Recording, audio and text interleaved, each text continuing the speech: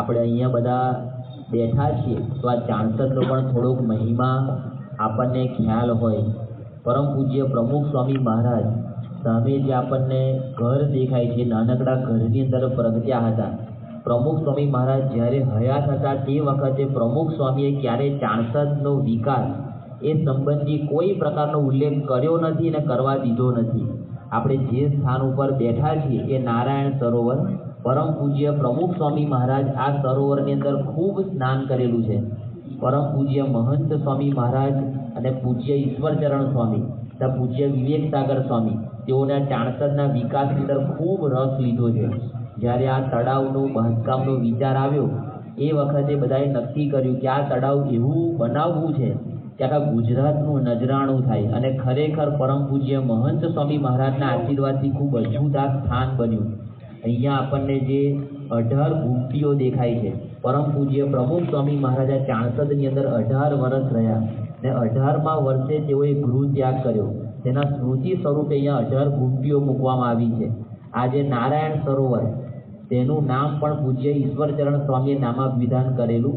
આ સરોવરમાં પરમ પૂજ્ય પ્રમુખ સ્વામી મહારાજ પોતાના શૈશવ કાળની અંદર ખૂબ સ્નાન કરેલું છે. અહીંયા તરવાની સ્પર્ધા યોજવામાં આવતી, શ્રીફળ ફેંકવામાં આવે, જે પ્રથમ લઈને આવે તે વિજેતા જાહેર થતા. તો પરમ પૂજ્ય પ્રમુખ સ્વામી મહારાજ હર હંમેશ પ્રથમ વિજેતા થતા. કોઈ વખત પહેલો નંબર આવે તો કોઈ વખત બીજો નંબર આવે, પણ મોટા ભાગે તરવામાં પ્રમુખ સ્વામી મહારાજ પહેલેથી કુશળ હતા. પ્રમુખ સ્વામી સારંગપુરમાં વિરાજમાન હતા અને એ વખતે એમની પાસે અમે ગમ્મતના સ્વરૂપમાં પ્રસંગ રજૂ કર્યો કે સ્વામી આપ તરવામાં ખૂબ કુશળ હતા. તે વિવેક સાગર સ્વામીએ કહ્યું કે તરવામાં તો હતા પણ તારવામાં પણ હતા. તરત પ્રમુખ સ્વામી મને કે સમજો તું કે હા સ્વામી સમજ્યો. પણ આપણને ખ્યાલ આવે કે પરમ પૂજ્ય પ્રમુખ સ્વામી મહારાજ આ સરોવરમાં ખૂબ સ્નાન કરેલું છે. ભારતની તમામ પવિત્ર નદીઓના પાણી પણ એકત્રિત કરવામાં આવ્યા છે. આપણે જે બ્રિજ ઉપર બેઠા છીએ તો આ પુલ રોડ ઉપરથી સીધા જ જન્મસ્થાનના દર્શન થાય એ હેતુથી આ પુલ બનાવવામાં આવ્યો છે.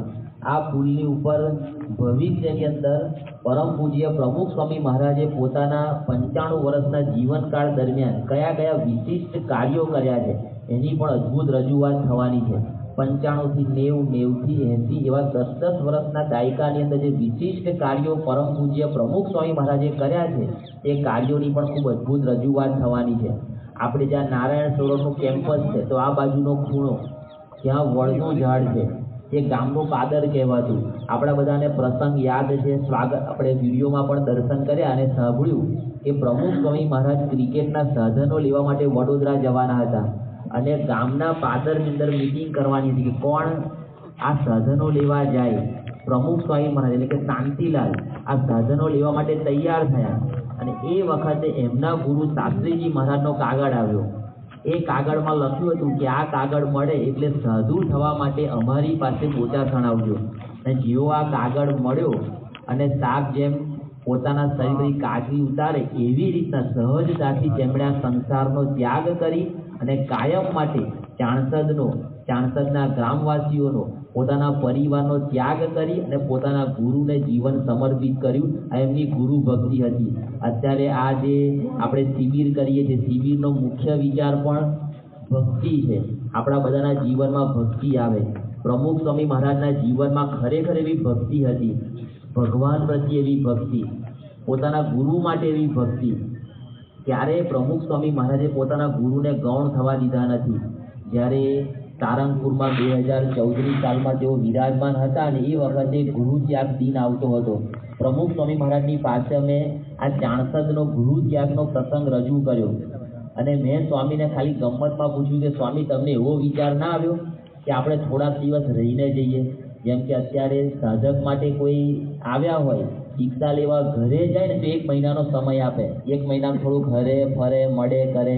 હું તમને એવો વિચાર ના આવ્યો કે લાવો આપણે 4-5 દિવસ રહીને જઈએ? કારણ કે પ્રમુખ સ્વામીએ ગૃહ ત્યાગ કર્યો એ દિવસ હતો આસો વદ એકાદશી અને 4 દિવસ પછી દિવાળી આવતી હતી.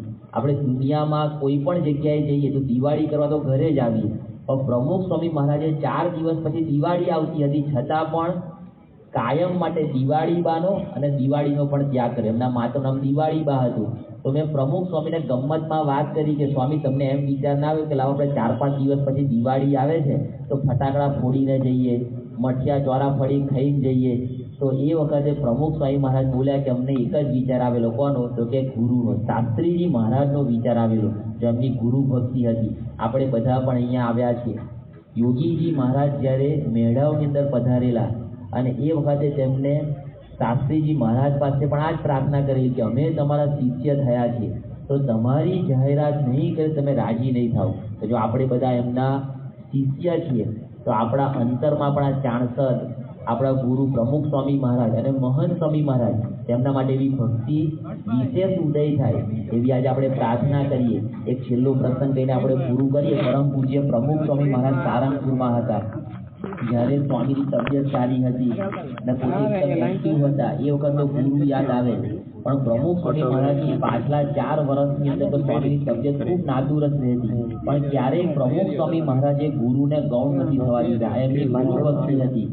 2015 સાલમાં પ્રમુખ સ્વામી મહારાજ સારંગપુરમાં વિરાજમાન હતા. તેઓને બીમારી આવેલી. લગભગ 15 દિવસની બીમારી પછી પહેલી વખત પ્રમુખ સ્વામી મહારાજ દર્શન આપવા માટે પ્રમુખ મંદિરમાં પધારેલા. પહેલી વખત દર્શન આપતા હતા એટલે બધાને, સંતોને, કાર્યકરોને વિચાર આવ્યો કે સ્વામી પહેલી વખત દર્શન આપે છે તો બહાર આવે તો પ્રમુખ સ્વામી થોડુંક હસે ને તો બધાને આનંદ આવે. હવે પ્રમુખ સ્વામી મહારાજને હસાવવા માટે એક સ્કીટ રજૂ કરેલી, હીરામોતીનો સંવાદ, અને એને રજૂ કરવા માટે અમદાવાદથી સ્પેશિયલ કલાકારો બોલાવેલા. હીરામોતીનો સંવાદ જેમણે ઓરિજિનલ ભજવેલો બ્રહ્મપ્રકાશ સ્વામી એન્ડ પાર્ટી, એ આખી પાર્ટી વિથ પ્રોપર્ટી ત્યાં સારંગપુર આવેલી. પ્રમુખ સ્વામી મહારાજ પ્રમુખ મંદિરમાં દર્શન આપવા માટે પધાર્યા. એ વખતે આખો સંવાદ આ બધાએ રજૂ કર્યો, ખૂબ અદભુત રીતે રજૂ કર્યો. ઓરિજિનલ કલાકારો હતા. આખો સંવાદ રજૂ કર્યો 12.5 મિનિટનો, પણ પ્રમુખ સ્વામી હસ્યા નહીં. હવે પ્રમુખ સ્વામીને હસવું ના હોય તો કંઈક ગલીપચી કરીને તો હસાવાય નહીં. એટલે આ લોકો નીચે જઈને બેસી ગયા. હવે એ હીરામુખીનો સંવાદ અમે છે ને બાપાના રૂમની અંદર એમને ગમ્મત કરાવવા માટે ઘણી વખત કરતા. એક પાત્ર અભિનય કરતો, હીરાનો ડાયલોગ બોલું, ખોડો, ડાયો, જેઠો બધાના પ્રોગ્રામ હું કરતો અંદર, અને સ્વામી હસતા. એટલે બધાએ વારાફરતી કહ્યું કે ભાઈ તું આ પ્રોગ્રામ કર. હવે આમાં તો મારે જોખમ જ ખેડવાનું હતું, કારણ કે પ્રમુખ સ્વામી મહારાજને હસવું નહોતું. જે વ્યક્તિને જેમ ઊંઘતો માણસ હોય એને આંખો બંધ કરી હોય ને ઊંઘતાને જગાડી શકાય, પણ જાગતો માણસ હોય ને આંખો બંધ કરે તો જગાડવો અઘરો પડે. એને તમે તળાવ નાખો ને તો આંખો બંધ કરીને તરે, ખોલે નહીં. એમ પ્રમુખ સ્વામી નક્કી જ કરેલું કે ભાઈ મારે હસવું નથી. હવે મારે હસાવવા માટે આ બધાએ વાત કરી. અમે લગભગ 6 થી 7 હજાર હરિભક્તો બેઠા હતા. હવે આપણને પણ મનમાં બીક તો રહે ને કે આપણે બોલીએ તો બોલવાનું શું. એક વખત તો આખો સંવાદ પૂરો થઈ જ ગયો છે 12.5 મિનિટનો. હવે બીજી વખત જો આ સંવાદ રજૂ કરું તો આમ બોરિંગ લાગે કે આ સ્વામી ક્યાં ફરી ચાલુ કર્યું. એટલે એ તો બોલાય એમ હતો જ નહીં. એટલે 1-2 ડાયલોગ જ બોલવાના હતા, પણ મને મનમાં બીક હતી. એટલે બધાએ વારાફરતી કૃષ્ણવલ્લભ સ્વામી કે ઊભો થા, વિવેક સાગર સ્વામી કે અંદર તો બહુ કર, ઊભો થા. હવે બધાએ બહુ આગ્રહ કર્યો એટલે ગભરાતા ઊભો થયો. અને મને જે 2-3 ડાયલોગ સારા લાગતા એ બોલવાના ચાલુ કર્યા કે ભાઈ સાંભળી લો. એ સામે પ્રમુખ સ્વામી મહારાજ બેઠા, વ્હીલચેરમાં બેઠા હતા, અને એમની સામે 4 આંખો મેળવીને મેં બોલવાનું ચાલુ કર્યું કે જુઓ, હીરામુખી છે ને બોચાસણના હરિભક્ત હતા અને શાસ્ત્રીજી મહારાજને મંદિર બાંધવામાં ખુલ્લો પક્ષ રાખેલો. એટલે એ વખતે મેં ડાયલોગ ચાલુ કર્યા કે શાસ્ત્રીજી મહારાજ એને કોઈ જો મંદિરમાં બાધા કરશે ને તો આ હીરો છે ને, હીરો એ ભારે પડશે. ભાગતા ભો ભારી ન પડે તો મારો નામ અત્યાહાર છોડ્યો. અને જેવા 2-3 ડાયલોગ બોલ્યો એટલે પ્રમુખ સ્વામીને હસવું આવ્યું. પણ પ્રમુખ સ્વામી ખૂબ આમ હોશિયાર કહેવાય, તો મારી સામું જતા એને ભલે બીજી બાજુ જોવા લાગ્યા. પ્રમુખ મંદિરની અંદર 2 બાજુના કાચ છે, ચીકુવાડી તરફ જોવાય ને બીજી બાજુ આમ સંતો તરફ પણ દર્શન આપી શકાય. એટલે બાપાએ બીજી તરફ આમ જોવાનું શરૂ કર્યું. એટલે નારાયણચરણ સ્વામીએ વ્હીલચેર બીજી બાજુ કરી. એટલે બધાને એમ લાગે કે સ્વામી આ બાજુ દર્શન આપે છે. હવે હું એ બાજુ ગયો તો સ્વામી બીજી બાજુ મોઢું ફેર્યું. 4 આંખો ભેગી થાય ને તો તરત હસવું આવે એવું હતું. એટલે સ્વામી મૂછોમાં હસી લીધું. હવે મને મનમાં થયું કે સ્વામીને હસવું છે તો હસીવાનું કામ હવે ખોટું તમે રોકી રાખો છો. આપણને છે કે સ્વામી થોડુંક હશે તો આનંદ આવે, લટકું તારું લાખનું ને મરકલડાનું મૂલ્ય નહીં. પ્રમુખ સ્વામી થોડુંક હશે તો બધાને આનંદ આવે, પણ બાપાએ નક્કી કર્યું કે મારે હસવું નથી. એ સ્વામી બીજી બાજુ જોયું એટલે હું એ બાજુ ગયો તો તો તરત જ પ્રમુખ સ્વામીએ ચીકુવાડી તરફ જોયું, એટલે આમથી આમ 3 વખત મને રમાડ્યો. હવે મને વિચાર આવ્યો કે પ્રમુખ સ્વામી ગમ્મતે ચડ્યા હોય તો આપણે પણ હવે હું ને મારો ઠાકર બેઠા પારણે, હું દોરી તાણું જગત આખું કાણું. હું પ્રમુખ સ્વામી છે એમને બોલવાનું ચાલુ કર્યું અને મેં સ્વામીને કહ્યું, સ્વામી તો મારી સામે જોતા જ નતા. એટલે મેં સ્વામીને આમ ઉદ્દેશીને વાત કરી કે જમાનો હોય કાળા નાગનો, જમાનો હોય કાળા નાગનો, પણ હું મદારી છું. પછાડું ઉડતા પંખીને એવો હું શિકારી છું. બેઠું પંખી બધા વીંધી શકે, પણ ઉડતા પંખીને વીંધે ને ખરો શિકારી કહેવાય. એટલે મેં વાત કરી કે જમાનો હોય કાળા નાગનો, પણ હું મદારી છું. પછાડું ઉડતા પંખીને એવો હું શિકારી છું. બેટા જ બાદશાહ છું આખી આલમનો, બેટા જ બાદશાહ છું આખી આલમનો, પણ તમારી મીઠી નજર કાજે તો હું ભિખારી છું. એમ કઈ સ્વામીની દાઢીએ હાથ ફેર્યો અને સ્વામીની દાઢીએ હાથ કરી 4 આંખો ભેગી કરી. જેવી 4 આંખો ભેગી થઈ ને પ્રમુખ સ્વામી હસી પડ્યા અને જે ક્ષણની બધા રાહ જોતા હતા, બધા તાળીઓના ગડગડાટથી આ ક્ષણને વધાવી લીધી. છે લટકું તારું લાખનું, લાખ રૂપિયા કરતાં પણ અધિક મૂલ્ય આ મરકલડાનું હતું. એટલે બધા ખૂબ ખુશ થયા. પણ ચટપટી કોને થાય? જે અમદાવાદથી સ્પેશિયલ 20 પ્રોપર્ટી છોટા હાથી લઈને આવેલા, બરાબર, કે હસાવવા માટે પ્રમુખ સ્વામીને. અને એમાં પ્રમુખ સ્વામી હસ્યા નહીં. ના 2 ડાયલોગ બોલ્યો એમાં હસે. એટલે પેલા જેઠાભાઈ હીરામુખી જે બનેલા ને ઉપર આવ્યા, માઇક હાથમાં લઈને પ્રમુખ સ્વામીને કહે, સ્વામી આ તો ખોટો હીરામુખી છે, ખરા હીરામુખી તો અમે છીએ અમે. કારણ કે મારો તો ડ્રેસ શું હતો, આ ધોતિયું ગાતર્યું, મારે બહુ બધું ફાડ્યું બંધાય હીરામુખી તરીકે, મૂછો ના થાય ને, સાધુ હતા અમે. પેલા એ તો વ્યવસ્થિત હીરામુખી લાગે. એટલે પ્રમુખ સ્વામીને કહ્યું કે સ્વામી આ તો ખોટો હીરામુખી છે, ખરા હીરામુખી તો અમે છીએ અમે. એટલે મારા હાથમાં માઇક હતું. મેં કીધું ખોડ ખાતા નહીં, પ્રમુખ સ્વામી મહારાજે તો શેરીએ હીરામુખી તૈયાર કર્યા છે, કે એવું નથી કે એક જ હીરામુખી હોય. તો જેવી અમે આ વાત કરી, હવે તો સામે 5 થી 7 હજાર હરિભક્તો બેઠા છે. હવે બધાને કેટલો આનંદ હોય. 15 દિવસ પછી પ્રમુખ સ્વામી દર્શન આપે છે અને અત્યારે એમનો મહિમા ગવાય છે કે પ્રમુખ સ્વામી આવો સત્સંગ વધાર્યો. હવે જેવી આ વાત કરીને પ્રમુખ સ્વામી જાહેરમાં બોલવા લાગ્યા કે અમે ક્યાં કર્યું છે, શાસ્ત્રીજી મહારાજ, જોગી મહારાજે કર્યું છે. હવે અંદર તો કંઈ બહુ બોલાયું, જાહેરમાં તો કંઈ વાત થાય એમ નહોતી. એટલે અંદર ગયા પ્રમુખ સ્વામી દર્શન આપ્યા પછી.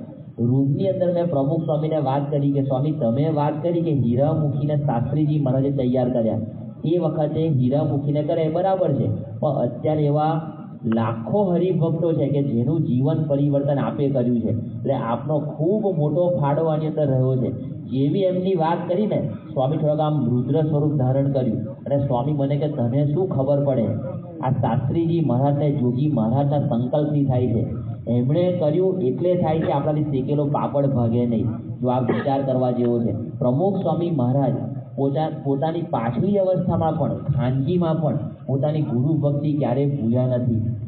તો ઘણી વખત રૂમની અંદર તો આપણે પોતાનો મહિમા કહી દઈએ બરાબર છે, આપણે હતા એટલે આ થયું, પણ પ્રમુખ સ્વામી મહારાજે ક્યારે પોતાની ગુરુ ભક્તિ એ ગૌણ થવા દીધી નથી. એનું મૂર્તિમાન સ્વરૂપ જોવું હોય તો આ ચાણસદ પ્રમુખ સ્વામી મહારાજ જ્યાં સુધી હયાત હતા ત્યાં સુધી એક પણ વખત આ ચાણસદના વિકાસ અંગે મિટિંગ કરી નથી અને કરવા દીધી નથી. પ્રમુખ સ્વામી મહારાજ અંતર્ધાન થયા પછી પરમ પૂજ્ય મહંત સ્વામી મહારાજે અને સરકારશ્રી દ્વારા આ અદ્ભુત આખું આ વિકાસનું કાર્ય હાથ ધરાયું છે. પણ પ્રમુખ સ્વામી મહારાજના જીવનમાં એવી ગુરુ ભક્તિ હતી. તો આપણે સૌ પણ અહીંયા પધાર્યા છે તો એમના ચરણોમાં પ્રાર્થના કરીએ કે આપણને જે ગુરુ મળ્યા પ્રમુખ સ્વામી મહારાજ અને વર્તમાન કાળે મહંત સ્વામી મહારાજ, તેમના ગુણગાન ગઈ અને સાચી ગુરુ ભક્તિ અદા કરી શકે એ જ એમના ચરણોમાં પ્રાર્થના. શ્રી સ્વામિનારાયણ ભગવાનની જય.